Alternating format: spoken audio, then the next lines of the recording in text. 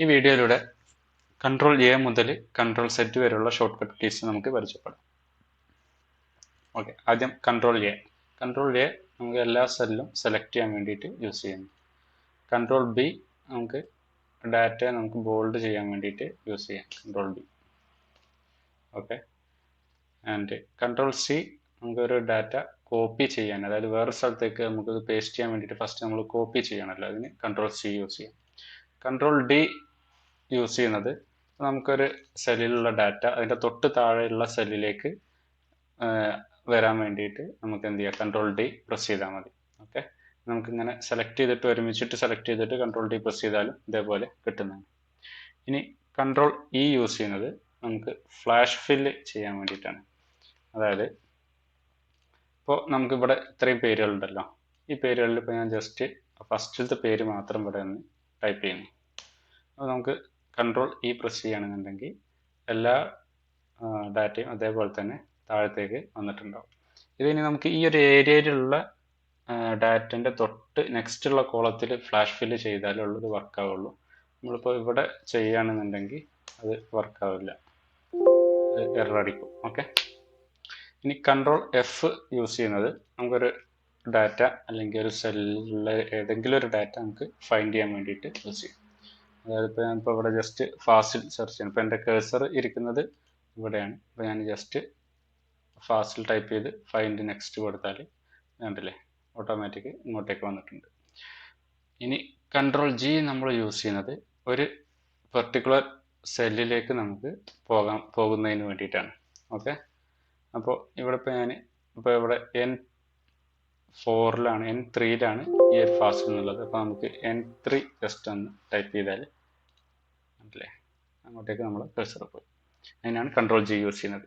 ഇനി control H use ചെയ്യുന്നത് നമുക്ക് ഒരു പർട്ടിക്കുലർ ഏതെങ്കിലും സെല്ലിലുള്ള ഡാറ്റ അല്ലെങ്കിൽ ഇപ്പോൾ ഇതിലിപ്പോൾ ഈ അക്കൗണ്ടൻ്റ് ഉണ്ട്, കോൺസ്ട്രെയിൻ ഉണ്ട്. അപ്പോൾ ഇതിലത്തെ ഏതെങ്കിലും ഇപ്പോൾ അക്കൗണ്ടൻ്റ് നമുക്ക് റീപ്ലേസ് ചെയ്യണം, വേറെ എന്തെങ്കിലും വേർഡ് വെച്ച് റീപ്ലേസ് ചെയ്യണം എന്നുണ്ടെങ്കിൽ നമുക്ക് കൺട്രോൾ എച്ച് പ്രസ് ചെയ്തിട്ട് ഏത് ടെക്സ്റ്റ് അല്ലെങ്കിൽ ഏത് ഡാറ്റയാണ് നമുക്ക് മാറ്റേണ്ടത് എന്നുള്ളത് അത് ഫൈൻഡ് വാട്ടിലും, അതേപോലെ എന്ത് വെച്ചിട്ടാണ് നമുക്ക് റീപ്ലേസ് ചെയ്യേണ്ടത് എന്നുള്ളത് റീപ്ലേസ് വിത്ത് എന്നുള്ള കോളത്തിലും ടൈപ്പ് ചെയ്യാം. അപ്പോൾ അക്കൗണ്ടൻ്റ് എന്നുള്ളിടത്ത് accountant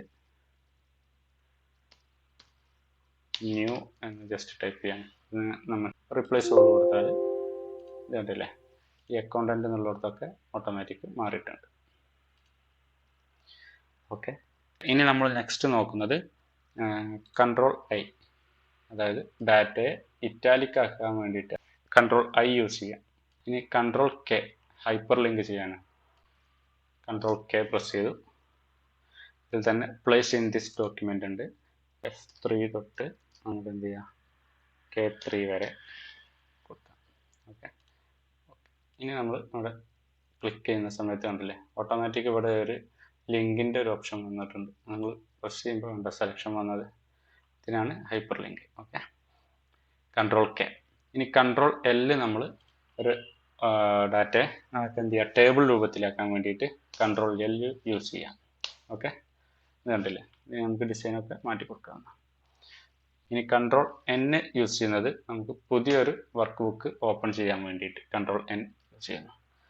and control O use ചെയ്യുന്നത് നമുക്കൊരു ന്യൂ വർക്ക് ഷീറ്റ്, ഇപ്പോൾ അത് കണ്ടില്ല, ഇവിടെ ഏത് വർക്ക് ഷീറ്റ് നമുക്ക് ഓപ്പൺ ചെയ്യാനുള്ള ഓപ്ഷൻ വരുന്നതാണ് കൺട്രോൾ ഒ. ഇനി കൺട്രോൾ പി യൂസ് ചെയ്യുന്നത് നമുക്കൊരു ഡാറ്റ പ്രിന്റ് ചെയ്യാൻ വേണ്ടിയിട്ട് കൺട്രോൾ പി യൂസ് ചെയ്യാം. ഇനി കൺട്രോൾ ആർ, ഒരു സെല്ലിലുള്ള ഡാറ്റ അതിൻ്റെ തൊട്ട് റൈറ്റിലുള്ള കോളത്തിലേക്ക് വരാൻ കൺട്രോൾ ആർ യൂസ് ചെയ്താൽ മതി. ഓക്കെ, ഇനി നെക്സ്റ്റ് കൺട്രോൾ എസ്, ഒരു ഷീറ്റ് ഒരു വർക്ക് ബുക്ക് നമുക്ക് സേവ് ചെയ്യാൻ വേണ്ടിയിട്ട് കൺട്രോൾ എസ് യൂസ് ചെയ്യാവുന്നതാണ്. കണ്ടില്ലേ, സേവ് ആസ് വരുന്നു. ഇനി നെക്സ്റ്റ് കൺട്രോൾ ടി, ഇത് നമ്മൾ നേരത്തെ ചെയ്ത പോലെ തന്നെ കൺട്രോൾ എൽ ചെയ്ത അതേ യൂസേജ് തന്നെയാണ് വരുന്നത്. കൺട്രോൾ ടി നമുക്കൊരു ഡാറ്റ ടേബിൾ ആക്കാൻ യൂസ് ചെയ്യുന്നു. ആൻഡ് കൺട്രോൾ യു നമുക്ക് ഈ ഡാറ്റ നമുക്ക് എന്ത് ചെയ്യാം, അണ്ടർലൈൻ ചെയ്യാൻ വേണ്ടിയിട്ട് കൺട്രോൾ യു യൂസ് ചെയ്യാം.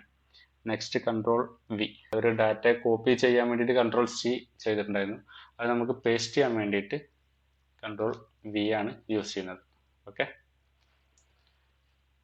നെക്സ്റ്റ് കൺട്രോൾ ഡബ്ല്യു, ഒരു വർക്ക് ബുക്ക് നമുക്ക് ക്ലോസ് ചെയ്യാൻ വേണ്ടിയിട്ട് Ctrl W നമുക്ക് യൂസ് ചെയ്യാം. അപ്പോൾ ഞാൻ നേരത്തെ Ctrl N വെച്ചിട്ട് ഓപ്പൺ ചെയ്ത ഒരു വർക്ക് ബുക്ക് ഉണ്ടായിരുന്നു, അത് നമുക്ക് ക്ലോസ് ചെയ്യാം.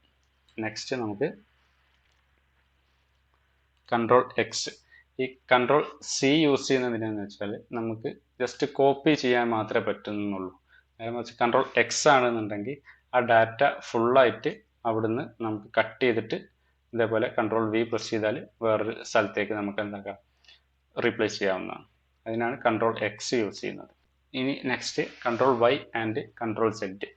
മുമ്പ് ചെയ്ത ഒരു പ്രവൃത്തിയിലേക്ക് നമുക്ക് തിരിച്ചു പോകുന്നതിന് വേണ്ടിയിട്ടാണ് നമ്മൾ Ctrl Z യൂസ് ചെയ്യുന്നത്. ഇപ്പോൾ നമ്മൾ നേരത്തെ ഇവിടുന്ന് Ctrl X ചെയ്തിട്ട് നമ്മൾ എന്ത് ചെയ്തിട്ടുണ്ടായിരുന്നു, അങ്ങോട്ടേക്ക് പേസ്റ്റ് ചെയ്തിട്ടുണ്ടായിരുന്നല്ലോ. അപ്പോൾ അത് തിരിച്ച് നമുക്ക് അങ്ങോട്ടേക്ക് തന്നെ പോകുന്നതിന് Ctrl Z ചെയ്യാം. കണ്ടില്ലേ, തിരിച്ച് അങ്ങോട്ടേക്ക് പോയി. Ctrl Z അടിച്ചിട്ട് നമ്മൾ ബാക്കിലേക്ക് വന്നല്ലോ. ഈ Ctrl Y അടിക്കുകയാണെന്നുണ്ടെങ്കിൽ നമ്മൾ ഫ്രണ്ടിലേക്ക് പോകുന്നതാണ്. റീഡു ചെയ്യാൻ okay Ctrl Y. Ctrl A മുതൽ Ctrl Z വരെയുള്ള ഷോർട്ട് കട്ട് കീസാണ് നമ്മൾ ഈ ഒരു വീഡിയോയിലൂടെ നോക്കിയത്. Okay, thank you.